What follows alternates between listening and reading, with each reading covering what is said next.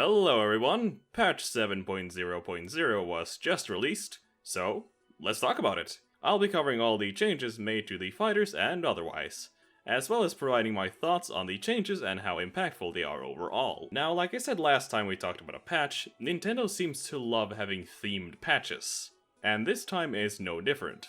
The theme this time was shield size changes, which I guess we can start off talking about. Basically, a lot of characters had their shields made bigger, and that's about it. This is likely an attempt to fix the shield poking issues that have been plaguing Smash Ultimate ever since its release. By increasing their shield sizes, this is now less likely to happen. Now there is one very important thing I need to make clear up front, and that is that shield size is not the same thing as shield health. Shield health is the same for every character in the game regardless of how big their shields are, which overall makes this an extremely minor change.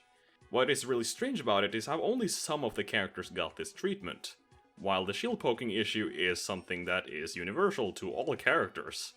Just an example here is me getting shield poked at 90% shield size with Belmont. Their shield was not changed this patch, so this still happens. It's very dumb that they, despite knowing and trying to fix this issue, they just decided not to change everyone. I don't get it, it's very dumb. But characters that really suffer from this, like Olimar, should now no longer get poked for no reason. Which is nice, I guess. Now let's get on to some actual significant character changes.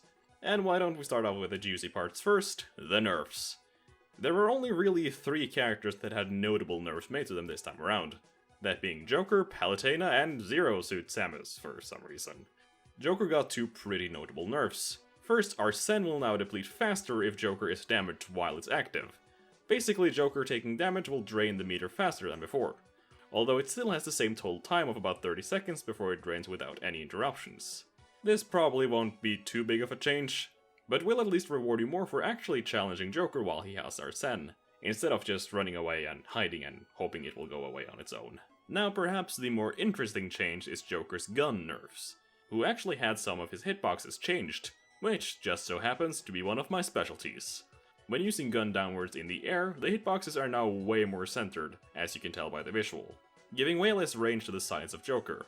Here is a quick comparison of how it looked before and after. Aside from that, there are no other data changes to the hitboxes. They were just moved a bit closer, which I am very okay with myself. This move at least used to be one of the patented get out of disadvantage free moves, and Joker has so many other things going for him that I really don't think he needs that. Though it will probably still be good, I suspect, but maybe not as crazy as it used to. Next character is Palutena, which finally got some well-deserved changes. I say changes and not nerfs because she kinda got both, I guess. Her up tilt and her down smash got increased damage and knockback respectively. Okay. But the fun is the 2 other changes. Her down throw and her neutral air were both pretty significantly nerfed. Down throw now allegedly no longer combos into aerials with proper DI, or at least not at kill percent. Which, if true, is a pretty big nerf, giving Palutena significantly less options to close out stocks. Nair, on the other hand, is a bit more complicated, but the shortened version is that the final launcher is now a bit smaller, as well as dealing less knockback, making it kill later. They also gave some of the multi-hits negative hit stun, meaning if the final hit is not connected, you can now act faster than Palutena. It's still kind of unclear if the Nair chains still work. I've seen a lot of back and forth about it, and I do not play this character, so I have no idea if it's true or not. But hey, we can always hope. Even if they were to completely destroy her Nair, she'd still be really good. But this will at least hopefully calm her down a little bit. The final nerfed character is Zero Suit Samus, only having a single nerfed move, that being Flip Kick, which granted is probably her best move overall. They made it easier to mash out of the bury, meaning down B to up B is much harder to connect and it connects later than before. This is a very blunt nerf to a character that I kinda didn't really feel needed it, but Flip Kick is also an extremely stupid move in a game like Ultimate. It's another one of the get out of disadvantage free moves, except this one is by far the best in the game. That plus the fact that it's a kill move makes it pretty understandable why they would want to nerf it. It's still stupidly good, but maybe not quite as broken as it used to be. That's it for all the nerfs. They were pretty conservative as usual when it came to the nerfs, only slightly weakening the more dumb parts of the characters, but not to the point where they completely ruined them, though there are still a few characters I really feel could use a bit of a tone down, like Snake or Wario just to name a few. but one patch at a time, I suppose. With that, let's move on to the remaining buffs. Now, I have to make something clear here. I'm generally not very impressed by the way Ultimate has been doing their buffs so far. A large majority of these buffs in pretty much every patch so far have been quite subpar in my opinion. I'm not going to go too much into detail about it here because I'm planning on making a separate video on it in the future.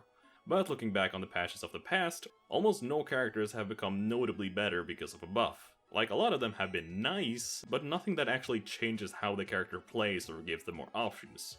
And a lot of the buffs in this patch are like that as well. Like, they are nice of course, but most of the changes are very inconsequential in the long term. But in any case, let's have a look at them. Samus and Dark Samus had some changes. Their dash attack now has a stronger sweet spot, up smash, down smash, and up throw have more knockback, making them kill earlier. Also, most theirs were changed, giving them more damage and active frames. And that's about it. Again, these are nice buffs, but they don't really change anything about the character, which I kinda believe a buff really should do. Sheik had her standing grab range made bigger, but it still sucks cause this is ultimate. Her down smash is slightly stronger, okay. Needles have less landing lag when landing with them. Side B has less lag and more active frames. Up B has more knockback, and that is all. Another example of a very unimpactful buff. It addresses none of the actual problems with the character as it is, and just randomly powers up moves that overall don't make much of a difference. And this is really my biggest problem with buffs like these. Zelda is much the same, having more power on moves like forward tilt, less landing lag on nair, a new sour spot on up air, and more kill power on side B and down B. Nice buffs, probably the best so far, but Zelda is still a very flawed character, and this just isn't really what she needs to become better. Dr. Mario also got some changes, but again none that actually help his glaring weaknesses, and the power of the changes is not nearly enough to make him any better. They also buffed Young Link for some reason. Like, I thought the point was to buff bad characters, but okay. They gave his up smash, up air, and forward air more knockback. I mean, why not? Young Link is already really good, but now he's just slightly better. Cloud was also buffed. The only really big change is that Limit now charges faster, which is actually pretty relevant. Though the other changes were pretty insignificant. Toon Link was also changed. I guess this is just Small Link buff day or something. Toon Link probably got the second best buffs out of the 8 that were buffed, with him actually having some relevant moves buffed like back air and dash attack having less lag. It is really nice, but nothing groundbreaking. Now finally we have Ryu and Ken. These guys seem to appear pretty often in these patch notes, don't they? Now Ryu and Ken probably have the biggest buffs out of everyone on the list, with the two most relevant changes being the fact that Tatsu is now partially intangible while being used on the ground, which is pretty big against characters that rely on projectiles and such. It's very nice. Also, they made down smash cancelable, which I'm not even going to try to predict how useful that will be. It really could go either way. Aside from those, they had some minor changes, but nothing huge. And that is all the changes. Overall, I'm not super impressed. I like the nerfs and I feel they were pretty on point, but not too harsh overall. But when it comes to the buffs, only a very minor amount of the characters were actually touched if you don't count the shield changes. And the only ones who were changed were only minorly so, with maybe the exceptions of Toon Link and Shotos. But I mean, there's always next time, and hopefully that will be a bit of a better patch than this. This one was just mediocre at best in my opinion. But let me know what you thought of it. After all, this is just my opinion and even I can be wrong sometimes. I'll be covering Violet's hitboxes very soon, but there is still a bit more prep work that need to be done, so look forward to that. Anyways, thank you for watching, and I'll see you next time.